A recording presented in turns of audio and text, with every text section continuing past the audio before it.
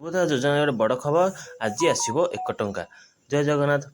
ଆପଣମାନଙ୍କୁ ପୁଣି ଆଉ ଗୋଟେ ଭିଡ଼ିଓକୁ ସ୍ୱାଗତ। ଦେଖନ୍ତୁ ସୁଭଦ୍ରା ଯୋଜନାର ସେକେଣ୍ଡ ଫେଜ୍ର ଟଙ୍କା ଆସନ୍ତା 9ରେ ମିଳିବ।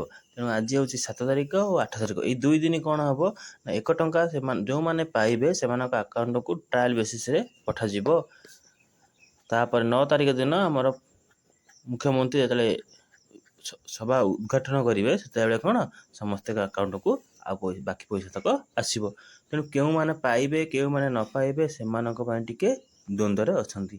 ଯେଉଁମାନଙ୍କୁ ମେସେଜ୍ ଆସିବ କନଫର୍ମ ହେଇଯାଆନ୍ତି ଯେ ସେମାନଙ୍କୁ ନିଶ୍ଚିତ ଏଥରକ ସୁଭଦ୍ରା ଟଙ୍କା ମିଳୁଛି। ଆଉ ଯେଉଁମାନଙ୍କୁ ମେସେଜ୍ ଆସୁନି ସେମାନେ ଟିକେ ଅପେକ୍ଷା କରିବେ ଆଉ ନେକ୍ସଟ ଫେଜ୍ରେ। ନହେଲେ ଆପଣମାନଙ୍କୁ ଯଦି କୌଣସି ଡାଟା ଏପଟ ସେପଟ ଥବ ସେଥିରେ ଆପଣଙ୍କୁ ମିଳିବା ଟିକେ କଷ୍ଟ ହେଉଛି।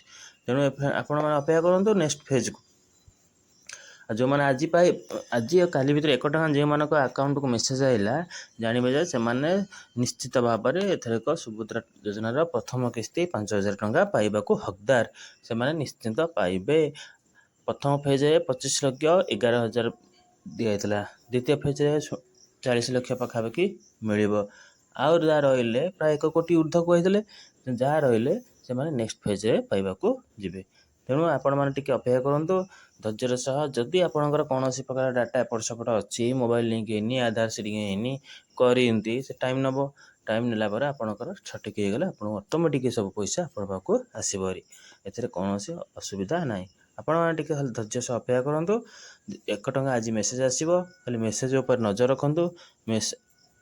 ଯଦି ପାରନ୍ତି ବ୍ୟାଙ୍କ ଆକାଉଣ୍ଟ ଟିକେ ଚେକ୍ କରନ୍ତୁ। ଆଜିକାଲି ଅନଲାଇନ୍ ହେଇଗଲାଣି, ଅନଲାଇନ୍ ମୋଡ଼ରେ ବି ଚେକ୍ କରିହେଉଛି। ବ୍ୟାଙ୍କ ନ ଯାଇ ଘରେ ବସିକି କରନ୍ତି। ଆଉ ଡିବିଟି ଷ୍ଟାଟସ୍ କେମିତି ଚେକ୍ ହେବ ସେଟା ତ ମୋବାଇଲ ଅଲରେଡ଼ି କୁହାଯାଇଛି। ଆପଣ ଟିକେ ଦେଖିଦିଅନ୍ତୁ। ଏଇଟା ଆଜି ଆପଣମାନଙ୍କୁ ମିଳିବାକୁ ଯାଉଛି। ଖୁସି ଖବର ଆପଣମାନଙ୍କୁ। ଭିଡ଼ିଓଟି ଭଲ ଲାଗେ ଲାଇକ୍ କରିବେ, ସେୟାର କରିବେ। Thank you. ଜୟ ଜଗନ୍ନାଥ। ଆଉ ଯେଉଁମାନଙ୍କ ଆକାଉଣ୍ଟକୁ ଯାଇଛି ସେମାନେ ଖୁସି ହେଇ ଦଶହରା ପାଳନ କରନ୍ତୁ।